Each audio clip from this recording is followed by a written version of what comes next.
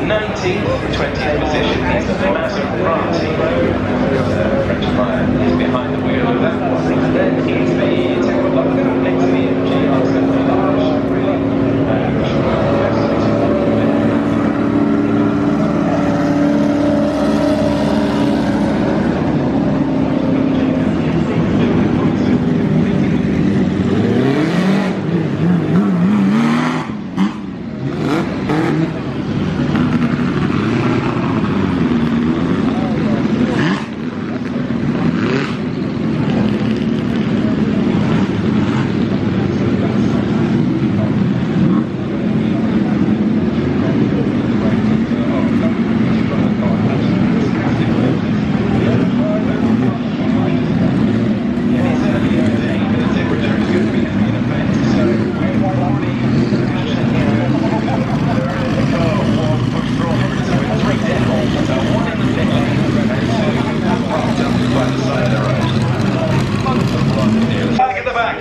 Signal given to the drivers.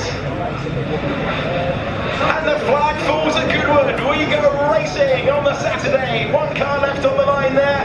Hands up to the rest of the drivers. The majority of the field, all but one, made it off the line as we go racing into Madrid Corner. Well, that was neat and tidy. I think that might have been David Morris who didn't get going initially.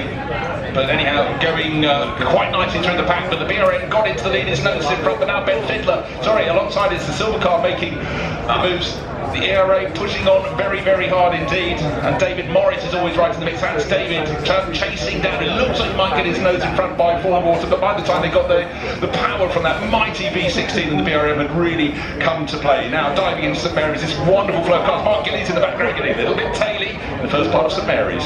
Yeah, great start there, and up for the lead then for the BMW, for the BRM I should say, in the lead there, and then a good launch off the line for David Morris to get himself up to second place. Mark Gillies hanging on in third, not the getaway that our pole sitter wanted in the ERA D-type. Yeah, quite a few cars you saw made really good starts, and then the next second or third gear change just didn't quite work. The Alta was going very well to start with off the line, but Ian Baxter, he's fallen back in position or two, but the first three starting to make their break, and David Morris had plenty of intent, but the BRM again at the end of straight, that's where the power.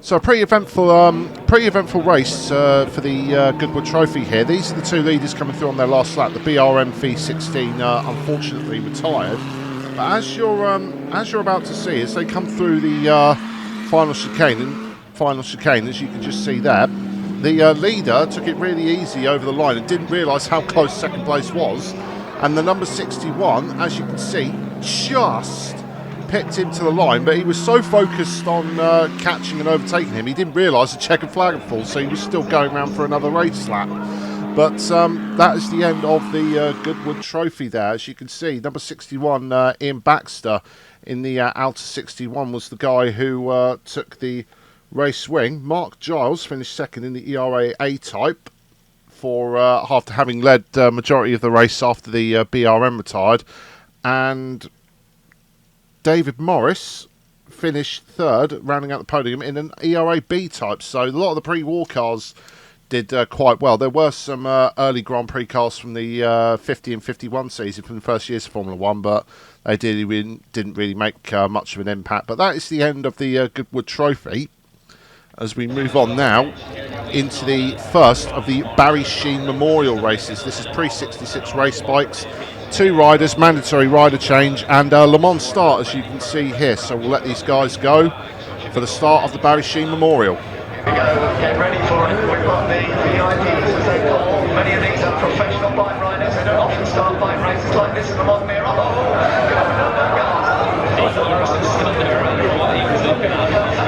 It's the start massively. It's a great start for Steve Brogan. He's put away very, very well.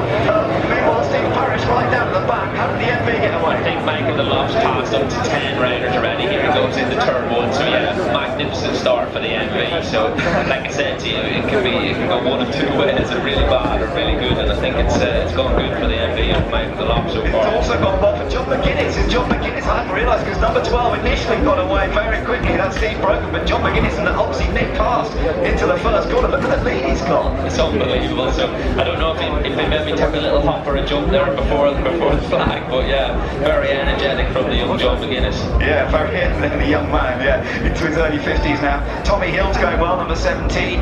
This is where we get a real mixture. You can see there's a lot of dust down, a lot of slippery areas. McGuinness falling over? Yes, that is McGuinness. So McGuinness, who was leading, number 45, is looking down.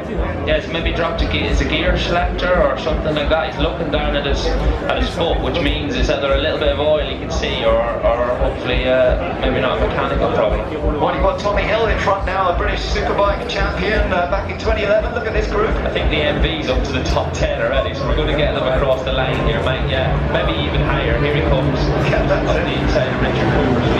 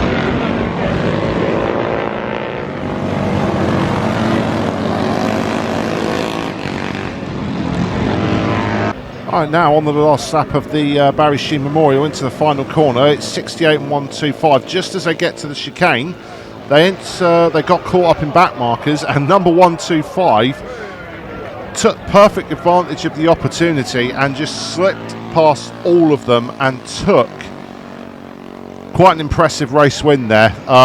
Him and 68 coming through the field after a lot of the leaders got caught up in traffic during their rider changes. The number 42 of Michael Dunlop on the MV Augusta unfortunately ended up retiring in that race just before they got to the rider changes. But yeah, number 125 got the win ahead of the 68, and it was a battle for third between the number 12 and 23.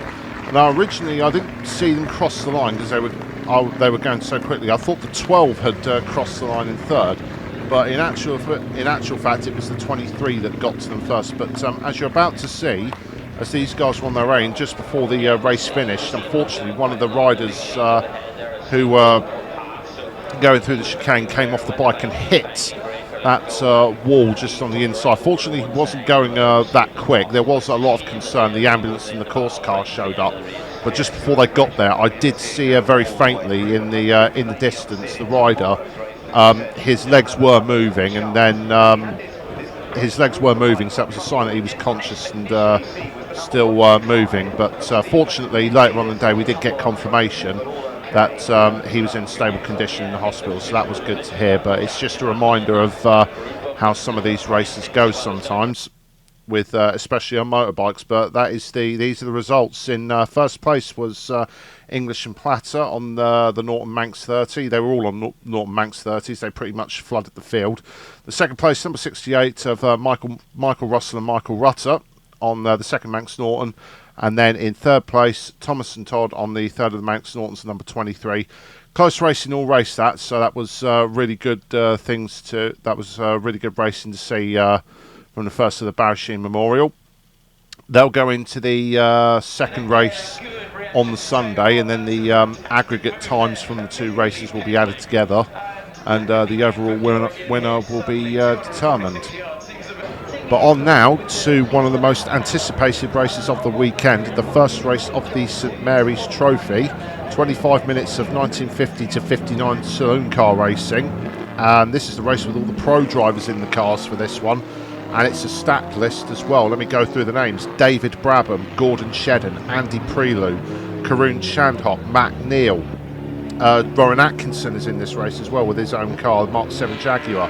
Anthony Reid, Tom Ingram, Andy Wallace, Mark Blundell, Gary Paffett, Jensen Button, Marino Franchitti, Rob Huff, Tiff Nadell, Tom Christensen, Roman Dumas, Jochen Mass. Jimmy Johnson is in this race as well in a Little Austin A40, Max Chilton and Colin Turkington. Big names from all classes of racing in this one, and it's going to throw up some good racing as well. So we're going to cut the chatter now and go to the grid and let the guys do their thing.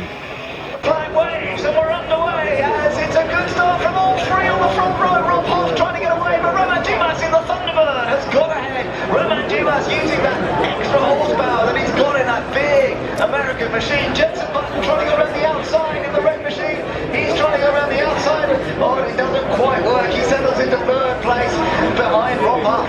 Yes, Jensen was really going to try it around the outside of turn one, but the Thunderbird is go. The Thunderbird has streaked ahead, but we see different characteristics. Our onboard car there is Karun Chandhok. He's had a very busy weekend and a very clean start to the race. Yeah, on board with Karun. That's fun to see as you've got the battle going on, and that's a really good little. Oh, nearly goes wrong, doesn't it? Very, very close. Side by side, they're going to make ever so contact. They just about, but joining in, they're going to have a three-way battle. He's in that big car. He's gone past Jensen Button, but also joining in. Right now with Jensen Button and Alpha Julietta, it's very pretty machine, and it's just not quite going for him on this opening lap, having started from the front row and then been one from Louis going past him. Yeah, so Jensen, he knows his experience. We don't need to roll through his history. And there again.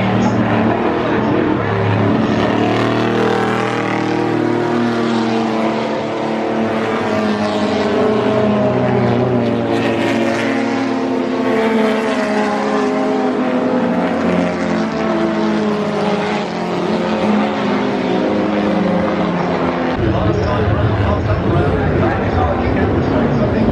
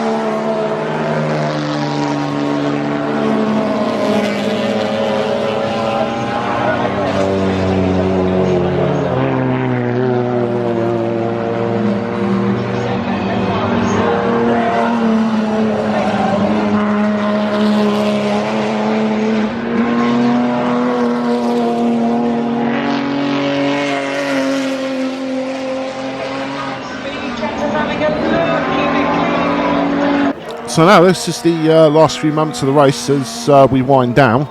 This best battle of the weekend, Jimmy Johnson, that little grey Austin versus Button in the Alfa Romeo, went on the entire race long from start to finish.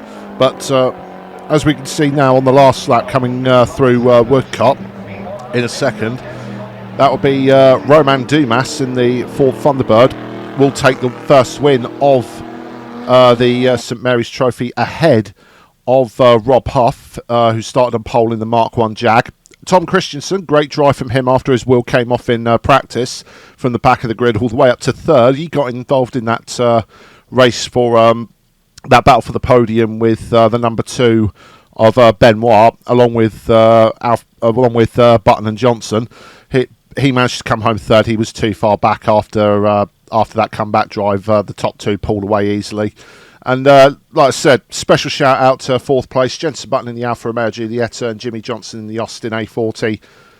Scrapping all the time from start to finish. Absolutely brilliant racing to watch the whole thing from all the way through. So that is the end of the St Mary's Trophy.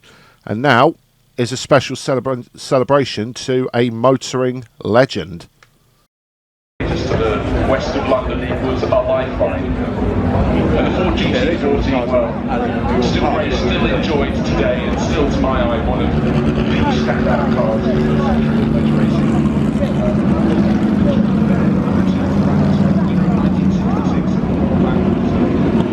A breakthrough car alongside his end pointed out down only 5 records to win it. That's twice, that's the one of the gold in 1968 and 69.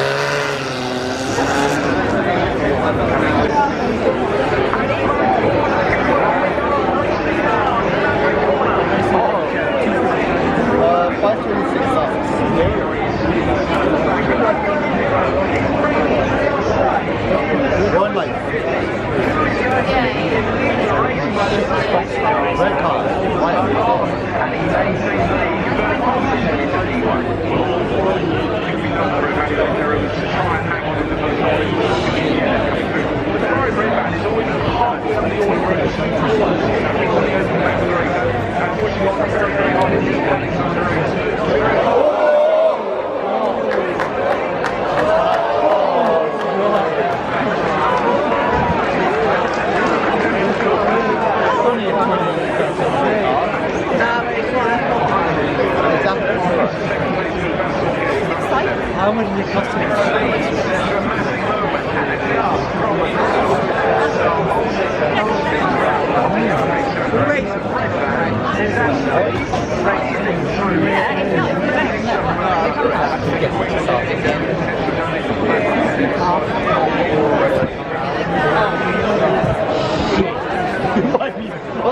Yeah!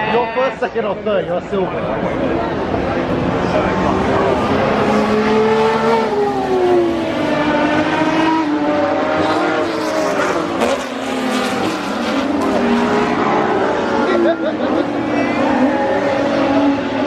Okay, not long after the start of this race, guys, the safety car came out because Karun Chandok, also driving this race at 250 GTO, the said car did probably the most Ferrari thing it could.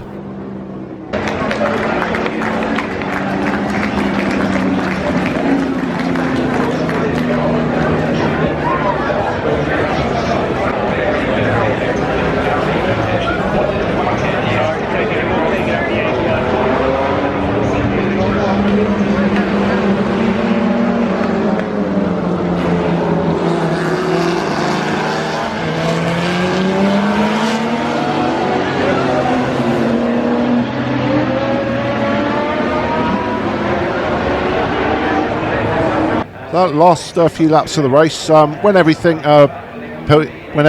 played out after the safety car, not much changed. As you can see, the 526 going through the final chicane to take the win. It was the only mid-engine car on the grid. There was a second one, but it didn't take part in the race. It had a mechanical problem. But there you go, number 526, Rob Hall in the 250 LM will take the win of the Lavant Cup. Number 73, Emmanuel Apiro, Le Mans legend, will take second in the 250 GT short wheelbase. And then Nick Hallisser will take third in what is the number 16 250 GT dubbed the bread van because of its shooting brake nature. But now, another tribute to another legend. Jackie being out there on the track.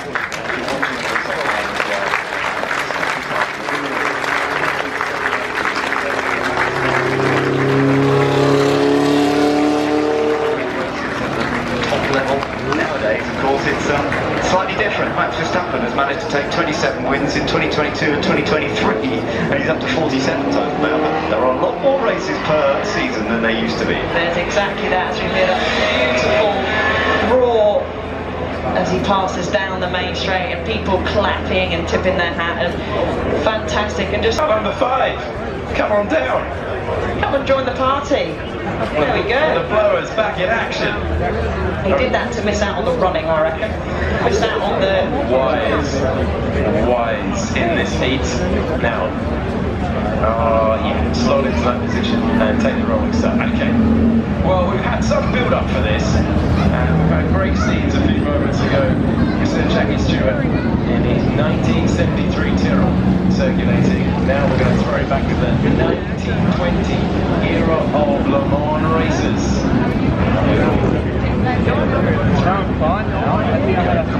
Line them up, send them to the chicane and send them round at 2.3 miles. Ben Collins leading the field, at least after practice, but let's have a look in the... And you can see him checking whether we're ready to go. We crawl across the line. And is it time to go racing? You bet it is! The green flag flies at Goodwood once again. The trigger is waved to get things underway. And it is time to head it into the first Madrid corner with Ben Collins side by side. There was a bit of a bolt there, wasn't there, from the number 18, the Bentley Birkin blower, and the number 18 piloted by Hugh Apthorpe. Yeah, what a start from the number 18. Really made a bolt, looking eagle eyes on the flag drop as they funnel now through Ford Water, and it's neck and neck between the number 44, the 1929 Bugatti. Oh, gaining, and going through. Francois Fabry taking the lead of the race as we see these cars attack the circuit. These big beasts from the 1920s. Throwing it to the left, throwing it to the right. The 72 there, looking for a way through. James Baxter behind the wheel for this opening stint. This two-driver race, and one lap pace seems to be one thing, and the opening lap of this race seems to be another, Alex. It is, it's very busy out there, isn't it? Everyone's funneling into position. But Ben Collins had closed the gap there, and you can just see the dust left by Karun's car. But Ben Collins now is hanging it round the outside, down Lavant straight, down the back straight. He's going to go the long way around, but he's going to make it in front just in time, just before Woodcote corner. This is a 36-minute race. You can see the car number 1, the Vauxhall Brooklands Special, and car number 1 driven by Christoph Cowens, and this opening stint trying to take that second place away.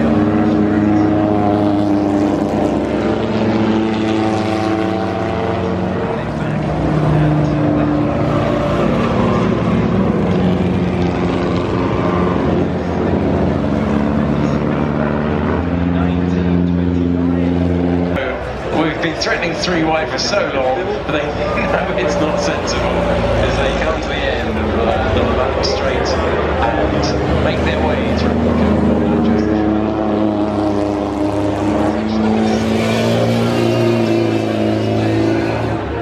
44 car might be smoking the Bugatti. So Collins goes through. Thank you so much. And takes his Bentley back to the front of the field. Not a very long side by side through Woodcote corner, keep it clean. 44's going to grab it, Frenchman's going to keep it down the inside as he knows. On these days, you've got a slight paddle on the side of the car for a door, and just waiting for the stop time, checking all is well. A little bit of a debrief, if you can conduct a debrief in this time, and the mandatory timing waiting for the stopwatch. Yeah, great work for Skips getting in the car now, visor down. Making sure everything's okay. And that probably feels like a really long time watching that stopwatch. Wayne's lead as he bolts out third of the pit lane and cleans in. Let's have a little look. So there's a bit of traffic around him. So he's not run out into a great position, but a thumbs up there as is he having a look down the inside as Bailey's laid on the brakes to get it started.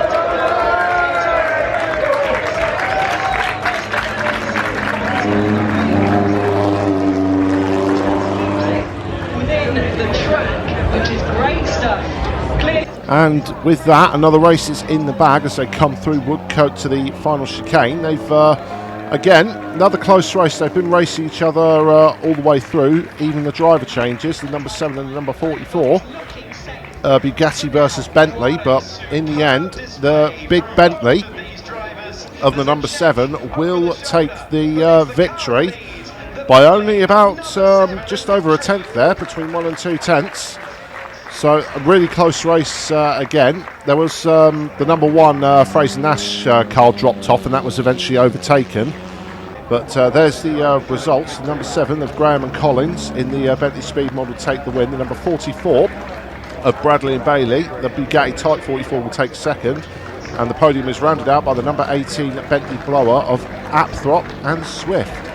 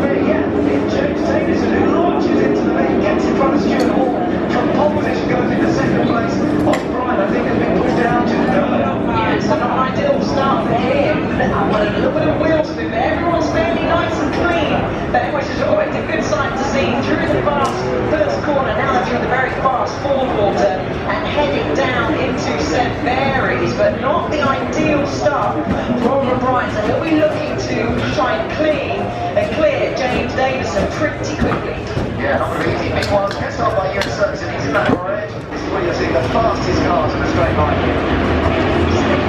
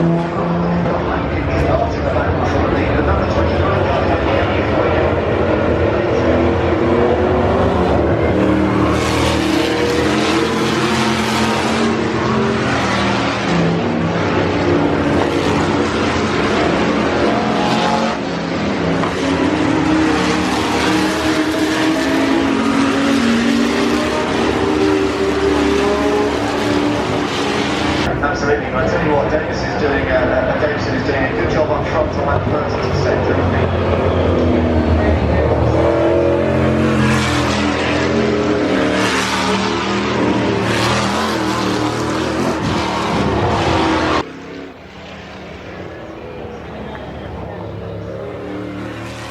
And for the final race of the day, the McLaren, the Cooper and the Ford will, the second McLaren, sorry, will go through. 1, 2, 3. They've been pretty much nose to tail the whole race, but the number 4 McLaren Chevrolet will cross the line to win the final race of the Saturday, the Whitsun Cup, the sports prototypes up to 1966. It was pretty much 4 GTs and the Can-Am cars from McLaren and Cooper.